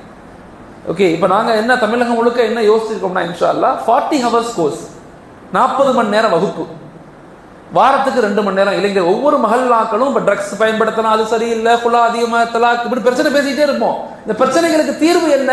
ஒவ்வொரு மஹல்லாக்களும் வாராந்தர வகுப்புகள் வாலிபர்களுக்காக 2 மணி நேரம் நடத்தணும்னு சொல்றோம். இதை கொண்டு போங்க. ஒரு இடத்த நடத்தியும் பார்த்துட்டோம், சரியான ரிசல்ட், மாஷா அல்லாஹ், நல்ல ரிசல்ட். இப்போ அதை நம்ம என்ன செய்யணும்? எல்லா தமிழகம் முழுக்க இன்னும் 2-3 இடங்கள்ல மாடல் பார்த்து அதை நம்ம என்ன செய்யலாம்? நம்ம நடத்த ஆரம்பிக்கலாம். பெரிய இம்பாக்ட் ஏற்படும். அழகான கிளாஸஸ் எல்லாமே, இஸ்லாமிய வாழ்வியல் கல்வி, குடும்பவியல் மேம்பாடு, ஒரு இன்டர்வியூ எப்படி அட்டன் பண்ணணும், கம்யூனிகேஷன் ஸ்கில் எப்படி வளர்த்துக்கணும், திறமைகளை எப்படி வளர்த்துக்கணும், மனித மேலாண்மை, ஹியூமன் ரிசோர்ஸ் எப்படி வளர்த்துக்கணும், இப்படி இஸ்லாம் சொல்லக்கூடிய எல்லாத்தையும் கற்றுக் கொடுக்கணும். வெறுமன தொழுகை இபாதத்து வரமாட்டாங்க, ஓடி போயிடுவாங்க பசங்க. இபாதத்து, ஈமானியத்து, தொழுகை, நோன்பு வைக்கணும்னு பேசணும்னா ஓடிடுவான். எப்படி இன்டர்வியூ ஃபேஸ் பண்ணணும், மனிதர்கள்ட்ட எப்படி நடந்துக்கணும், திறமைகளை எப்படி வளர்த்துக்கணும், இந்த உலகத்துக்கு நீ என்ன செய்யணும், திறமைகளை எப்படி உருவாக்கணும், how can we face the interview அப்படிங்கிற மாதிரி அவங்கள்ட்ட பேசணும்னா அந்த வாலிபர்கள் என்ன செய்வாங்க? உள்ள இன்வால்வ் ஆக ஆரம்பிக்கணும். இப்போ 1600 பேர்னா யோசிச்சு பாருங்க, இவ்வளோ பெரிய கிளாஸஸ் நடந்துச்சு. அதனால தான் மொரோனாவும் 2-3 தடவை போன வருஷமும் கேட்டாங்க. இந்த வருஷம் என்னால் வர முடிய மாட்டேங்குது என்னால். ஆனால் அங்கே ஃபுல் டைம் கிளாஸ் கொடுக்க வேண்டியதாக இருக்குது, தொடர்ந்து நடந்துகிட்டு இருக்கிறதுனால. அந்த கடைசி 10 டேஸ் நான் வெளிநாட்டுக்கு அது போகிற வேண்டிய சூழ்நிலை ஏற்பட்டுருது. அந்த 2-3 தடவை கூப்பிட்டோன்னே இந்த வருடம் மௌனா மறுக்கக்கூடாதுன்னு நான் வந்துட்டேன். ஒரு தடவை வந்துட்டு போயிடலான்னு சொல்லி. ஓகே, அப்போ வரலாறுகள் 4 பகுதிகளாக பிரிச்சிருக்கு. இப்போ நம்ம என்ன செய்யணும்? இன்றைய கால சமூகத்துக்கு, நம்முடைய குடும்பங்களுக்கு, குழந்தைகளுக்கு என்ன செய்யணும் நான் முடிச்சுக்கிறேன். ஒன்று, நம்மளை முதல்ல சரி செய்யணும். ஓகே, ரூஹானியத்தை நம்ம மாறணும். நமக்கும் அல்லாஹ்வுக்கும் மத்தியில் தொடர்பை சரி செய்யணும். நாம சரி செய்யாமல் உலகத்தில் யாரையும் சரி செய்ய முடியாது. இல்லை, பெற்றோர்களுக்கு நான் சொல்லிக்கொள்கிறேன், என் புள்ள நல்லா இருக்கணும்னா முதல்ல நான் நல்லவனாக இருக்கணும், நான் நேர்மையானவனாக இருக்கணும். ஓகே, பெற்றோர்களுடைய வெளிப்பாடு தான் குழந்தைகளுடைய விளைவுகள். பெற்றோர்களுடைய செயல்கள் தான் குழந்தைகளுடைய வெற்றி தோல்விகள். நாம சரியா இருந்து, நேர்மையா இருந்து, உண்மையாக இருந்தால் நம்ம குழந்தைங்க அல்லாஹ் பாதுகாத்து சிறந்த குழந்தைகளா உருவாக்குவான். அதனால எப்பயுமே நம்ம ரொம்ப கேர்ஃபுல்லா நம்ம வாழ்க்கையை வாழணும். நம்மளால யாரும் பாதிக்கப்படக்கூடாது. ரெண்டாவது மிக முக்கியமான ஒரு பகுதி, குடும்பங்கள் மீது கவனம் செலுத்துங்க. அட்டென்ஷன் கொடுங்க, கவனம் செலுத்துங்க. எப்பெல்லாம் நேரம் கிடைக்குதோ அப்பெல்லாம் மனைவியோட உட்கார்ந்து பேசுங்க. சமூகத்தை பத்தி, மக்களை பத்தி எப்பெல்லாம் நேரம் கிடைக்குதோ பிள்ளைங்கள்ட்ட உட்கார்ந்து பேசுங்க. நீ என்ன நினைக்கிற, வாழ்க்கையில் நீ என்ன நினைக்கிற, என்னவாக போற, நீ பேசுங்க, நேரம் கொடுங்க. இது அட்டென்ஷன். இங்க அட்டென்ஷன் தான் இல்லை நம்மள்ட்ட பெரிய ப்ராப்ளமே கஃப்லத்து தான், பொடுபோக்கு. என்னத்தை சாப்பிட்டு, என்னத்தை குடும்பம் நடத்தி, என்னத்தை புள்ள பத்து, யாரை கேட்டாலும் இதுதான். எப்படி வாழ்றது, போகுது என்னமோ. எப்ப பார்த்தாலும் அப்படி ஒரு நிலைமையிலிருந்து வெளியாகி நான் ஒரு இலக்கை நோக்கி நகர போறேன். என் பிள்ளைங்க உருவாகிறாங்களோ உருவாகலையோ, நான் உருவாக்க முயற்சிக்கிறேன் அப்படிங்கிற மனநிலைக்கு வாங்க, அட்டென்ஷனுக்கு வாங்க. நேரம் கொடுங்க, குடும்பத்துக்கு நேரம் கொடுங்க, நண்பர்களுக்கு நேரம் கொடுங்க.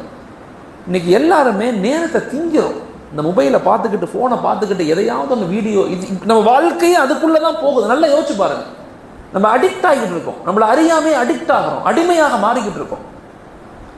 கொஞ்சம் நம்ம சுய பரிசோதனை பண்ணி பார்க்கணும். சுய பரிசோதனை, நம்மளை நாமே கேள்வி கேட்கணும், நம்மளாலே யோசிக்கணும். நான் கரெக்டாக இருக்கேனா, நான் கரெக்டாக வியாபாரம் செய்கிறேனா, மனைவிட்ட கரெக்டாக இருக்கேனா, பிள்ளைங்கள்ட்ட கரெக்டாக இருக்கேனா, நான் யாரையும் ஏமாத்திட்டேனா, பொய் சொல்கிறேனா, அடுத்தவங்களை கஷ்டப்படுத்துறேனா, அடுத்தவங்க மனசை உடச்சிட்டேனா.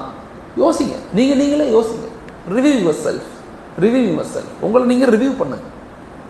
குடும்பத்தின் மீது ரொம்ப கவனம் செலுத்துங்க. மூணாவது, நல்ல வியாபாரம் செய்யுங்க, நல்ல பொருளாதாரத்தை ஈட்டுங்க, நிறைய சம்பாதிங்க. இஸ்லாம் அது சொல்லுது, நல்லா சம்பாதிக்க சொல்லுது. நல்லா சம்பாதிங்க, நேர்மையாக சம்பாதிங்க, பொய் சொல்லாதீங்க, ஏமாத்தாதீங்க, யாருக்கும் அநியாயம் பண்ணாதீங்க. வாழ்க்கையில் எந்த பிஸ்னஸை நோக்கி நகர்றீங்களோ அதில் இன்வால்வ் ஆகி பண்ணுங்க. இங்கே பிரச்சனையே இஸ்லாமிய சமூகத்தினுடைய பிரச்சனையே இன்வால்மெண்ட் இல்லை. எதை நோக்கி நகர்றோம், நம்ம இலக்குகள் என்ன, எதுவுமே தெரிய மாட்டேங்குது.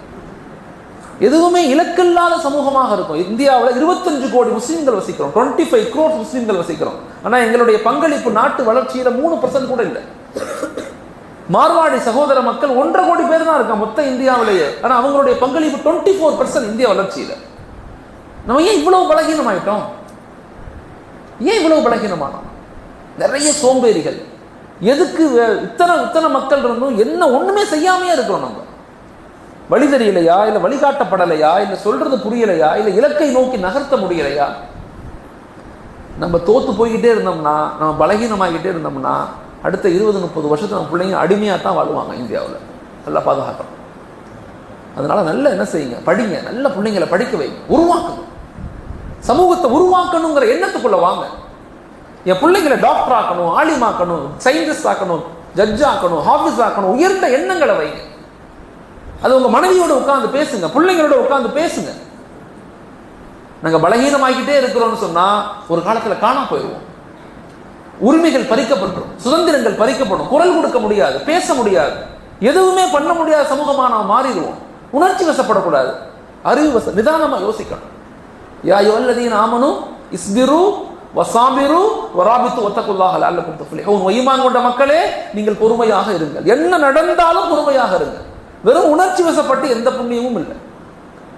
உணர்ச்சி வசப்பட்டு போராட்டம் நடத்தி கூட்டம் போட்டு கலந்து போயிடுறது, சாப்பிட்டுனேன் முடிஞ்சு போயிடுச்சு. அப்புறம் திரும்பி இன்னொரு ஏதாவது சட்டம் வந்தவொடனே திரும்பி எல்லாரும் செய்து போராட போறது. ஒவ்வொரு மஹல்லாக்களும் இலக்குகளை வைக்கணும். இந்த வருஷம் நான் எத்தனை டாக்டர்ஸை உருவாக்க போறேன், என் மஹல்லாவில் எத்தனை பேர் நாங்கள் ஹாஃபிஸாக உருவாக்க போறோம், எத்தனை பேர் ஜட்ஜை உருவாக்க போறோம். முடியுதோ முடியலையோ பேசுவோம், திரும்ப திரும்ப பேசுவோம். வலவுகான ரப்புக்கள் இகுலிக்கல் குரா பிதுலுமி வஹலுஹா முஸ்லிஹூன். அல்லாஹ் குர்ஆன்ல சொல்றான், வமாகான ரப்புக்கள் இகுலிக்கல் குரா பிதுலுமி வஹலுஹா முஸ்லிஹூன். இஸ்லாம் செய்யக்கூடிய காலமெல்லாம் நான் உங்களை தண்டிக்க மாட்டேன்னு சொல்றேன்.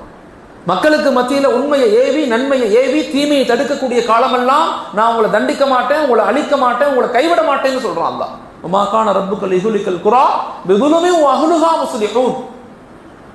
மக்களுக்கு மத்திய நலவுகளை எடுத்து வச்சுக்கிட்டே இருக்கணும், விட்டுறக்கூடாது, சரிவடைஞ்சிடக்கூடாது. ஆஹா எங்களுக்கு போயிருச்சு, முடிஞ்சு போச்சு, கதை முடிஞ்சிருச்சு, அவ்வளோதான், எல்லாம் மாறி அப்படின்னு நினைக்கக்கூடாது. எந்த நிலைமை இருந்தாலும் நம்ம ஈமானுடைய மக்கள். இந்த ஈமானுக்குன்னு ஒரு பலம் இருக்கு. இந்த உலகமே எதிர்த்து வந்தாலும், நமக்கு எதிராக செயல்பட்டாலும், இந்த ஈமானிய பலத்தை கொண்டு எதையும் முறியடிக்கக்கூடிய ஆற்றல் நம்மள்கிட்ட இருக்கு. முதல்ல அந்த நிலைக்கு வரணும். அதை ஒரு வெறுமன வாயில சொல்லக்கூடாது, உணர்வு ரீதியாக மாறணும். அதுக்கு தான் இபாதத், அதுக்கு தான் தொழுகை, அதுக்கு தான் ரமலான், அதுக்கு தான் நோன்பு, அதுக்கு தான் ஜகாத். அமல்கள் என்பது இறைவனோடு இணைவதற்கான வழிமுறைகள். அந்த இபாதாத்துகள் மூலமா தான் அல்லாஹ்வை அடைய முடியும். அப்பதான் ஆற்றல் உண்டாகும்.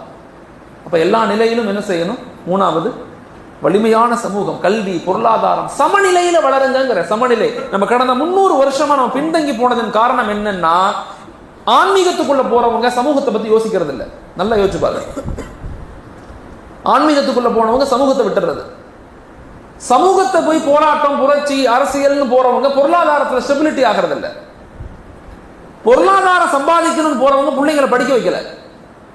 இப்ப எங்க காலத்துல நான் சின்ன பிள்ளையா இருக்கும் போது எங்க மாமா எல்லாம் பெரும் செல்வந்தர்கள் பிள்ளைங்களை படிக்க வைக்கல. இப்ப எல்லாம் பிரியாணி கடை வச்சிருக்காங்க, எல்லாம் பிரியாணி கடை. பெரும் செல்வந்தர்கள் ஏன் பிள்ளைங்களை படிக்கல? காலைல கடைக்கு போனா சாயந்தரம் சும்மா தான் கடையிலே தான் இருப்பார். பிள்ளைங்களை படிக்கிறானா, எங்க போறான், எதை பத்தியும் கேர் பண்ணல. எப்ப பார்த்தாலும் கடையிலே இருந்தாங்க. பிள்ளைங்கள்லாம் பிரியாணி கடை வச்சிருக்காங்க, எல்லாம் கடையும் வித்துனுட்டாங்க. படிப்பு இல்லை, அறிவு இல்லை. இன்னைக்கு ட்ரெண்ட் என்னன்னா, பிள்ளைங்களை டாக்டர் ஆக்கணும், இன்ஜினியர் ஆக்கணும், கலெக்டர் ஆக்கணும், அந்த டியூஷன் இந்த டியூஷன் பேசுறது. ஆனா அடிப்படை குர்ஆனை விட்டுறது. மஸ்ஜிதுக்கு தொடர்பு இல்லை, குர்ஆனுடைய தொடர்பு இல்லை, நபியினுடைய முஹப்பத் இல்லை. நம்ம சமநிலையை இழந்துட்டோம், சமநிலையை இழக்கிறோம்.